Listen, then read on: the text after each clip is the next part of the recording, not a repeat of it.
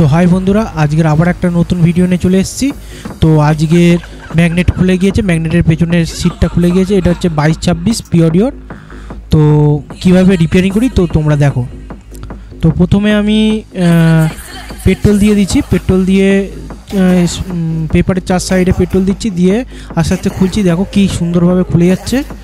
তো অল্প অল্প পেট্রোল দিচ্ছি এবং অল্প অল্পভাবে স্ক্রুড্রাইভার দিয়ে খুলছি।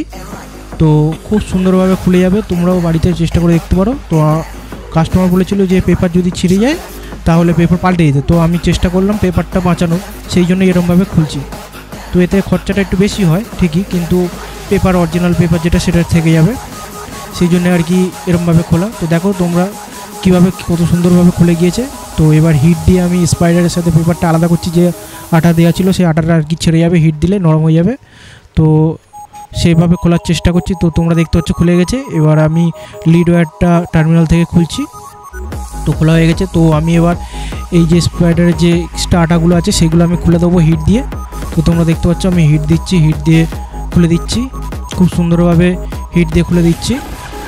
তো হয়ে গিয়েছে খোলা। এবার আমি কয়েলটা, যে নতুন কয়েলটা বসাবো সেই কয়েলটা দিয়ে দেখে নিচ্ছি ঠিকঠাক বসছে কিনা। তো ঠিকঠাক বসে গিয়েছে। এবার আমি ম্যাগনেটটাকে, যে আটা রয়েছে ওই আটাগুলোকে ঘষে পরিষ্কার করে নিচ্ছি, এবং যে প্লেটটাও ভালো করে ঘষে পরিষ্কার করে নিচ্ছি। তাহলে মানে আটাটা ধরবে ভালো, আর যদি না পরিষ্কার করা হয় তা ধরবে না, সেই জন্য আমি আটাটা ভালো করে পরিষ্কার করে নিচ্ছি।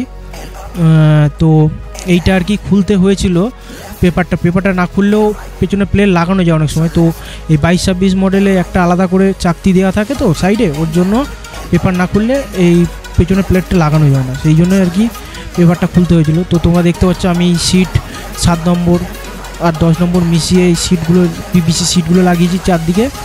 তো লাগিয়ে এবার উপরটা হচ্ছে টেপ মেরে দিচ্ছি, যাতে মানে ম্যাগনেটের গায়ে দেওয়ার সময় আটকে না যায়।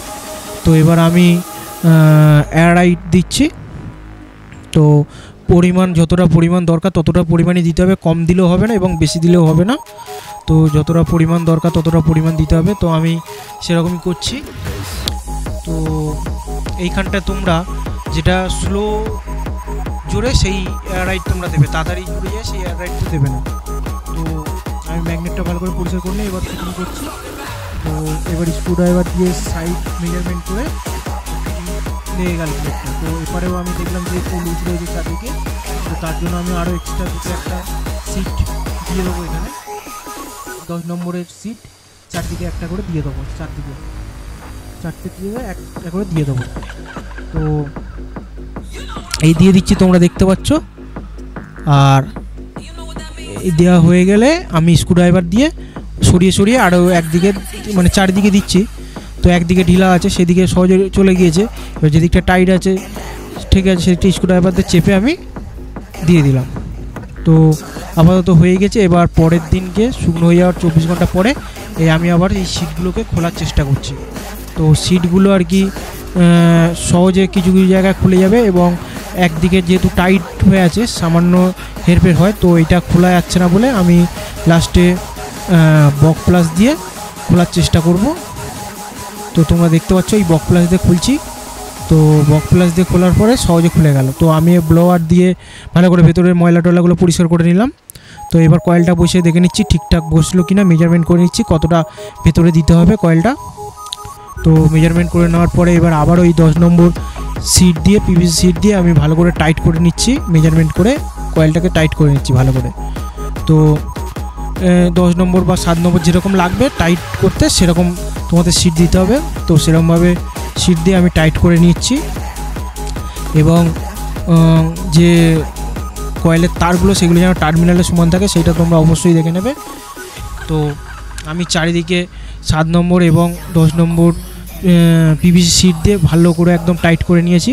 টাইট করে নিয়ে দেখে নিলাম যে একদম পারফেক্ট হয়ে গিয়েছে। তো এবার যেহেতু স্পাইডারের চারিদিকে ফাঁকা রয়েছে, পুরাতন স্পাইডার ছিল, সেই জন্য আমি হিট দিয়ে স্পাইডারটাকে খুব সুন্দরভাবে মানে সোজা করে নিচ্ছি, মানে ঠিক সাইড করে নিচ্ছি, যাতে ভালো রাউন্ড হয় এবং কয়েলের সাথে একদম টাইট হয়ে বসে। সেই জন্য আমি একদম পারফেক্টভাবে করেছি। স্পাইডারটা আমি চেঞ্জ করলাম, কারণ এটা সিলিকন স্পাইডার ছিল, সেই জন্য আমি আর চেঞ্জ করলাম না। তো একদম কয়েলটা হেভি টাইট করে বসেছে স্পাইডারের সাথে, এবং ভেতরে যে সিটগুলো দিয়ে টাইট করেছিলাম সেই সিটগুলো দিয়ে আবার টাইট করে নিচ্ছি, তোমরা দেখতে পাচ্ছ। তো হেভি টাইট করে নিচ্ছি যাতে একদম কয়েল যাতে না নড়ে, একদম হেভি টাইট হচ্ছে। তো খুব টাইট করে নিচ্ছি। এবার পেপারটা বসিয়েও দেখে নিচ্ছি আমি যে ঠিক বসলো কি না। তো এইবার হচ্ছে পেপারটা ঠিক বসে গেছে, আমি সব দেখে নিয়েছি মেজারমেন্ট করে। এবার হচ্ছে ফের এয়ার রাইট দিচ্ছি। এখানে তোমরা ব্যবহার করবে যেটা 10 মিনিটে জোরে, সেই এয়ার রাইটটা তোমরা ব্যবহার করবে, তাদের কাজটা ভালো হবে।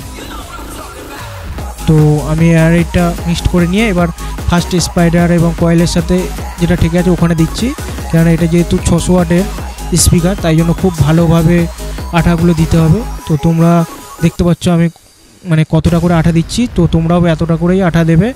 একদম আঠা কম দিলে মানে ছেড়ে যেতে পারে, যেহেতু 600 ওয়াটের তো সেই জন্য ছেড়ে যেতে পারে। তো আমিও আঠা স্পাইডারে দিচ্ছি। তোমরা এখানে মানে যেটা তাড়াতাড়ি যে আঠাটা জুড়ে যায় সেটা দেবে। তো আমি এবার স্পাইডারের চারিদিকে, পেপারের চারিদিকে হচ্ছে মানে যেগুলো হচ্ছে সলিউশন যেগুলো বলে সেগুলো দিচ্ছি, দিয়ে বডি এবং পেপারের চারিদিকে দিয়ে জুড়ে দিলাম। দিয়ে এবার আবার স্পিকারের আর কয়েলের মাঝখানে যেখানটায় ফের হচ্ছে এয়ার রাইট দিয়ে দিচ্ছি। তো তোমরা দেখতে পাচ্ছ আমার কম পড়েছে বলে ফের নিয়ে ঘেটে দিয়ে দিচ্ছি, মানে ভালো করে মিক্সড করে দিতে হবে, এবং দুটো যে আটা আছে ওটা ভালো করে মিক্সড করতে হবে। তো আমি ভালো করে মিক্সড করে নিয়ে আবার আটা দিচ্ছি। এখানেও ভালো অনেকটাই আটা দিতে হবে, অল্প দিলে হবে না, ভালো মানে যতটা পরিমাণ দরকার ততটা দিতে হবে, খুব বেশি দিলেও হবে না, কম দিলেও হবে না। তো যতটা পরিমাণ দরকার ততটা দিতে হবে। তো আমি ততটাই দিয়ে নিচ্ছি, তোমরা দেখতে পাচ্ছ। তো আমার এখানে দেওয়া কমপ্লিট হয়েছে। তো এবার আমি যে রিংগুলো আছে সেই রিংগুলো আটা দিয়ে রিংগুলো চারদিকে রিংগুলো লাগিয়ে নিচ্ছি। রিংগুলো অবশ্যই তোমরা লাগাতে ভুলবে না। তো যে পেপারের চারিদিকে যে আটা দিয়েছিলাম সেই আটা দিয়েই রিংগুলো লাগাচ্ছি। তো তোমরা দেখতে পাচ্ছ রিংগুলো চারিদিকে লাগিয়ে নিলাম।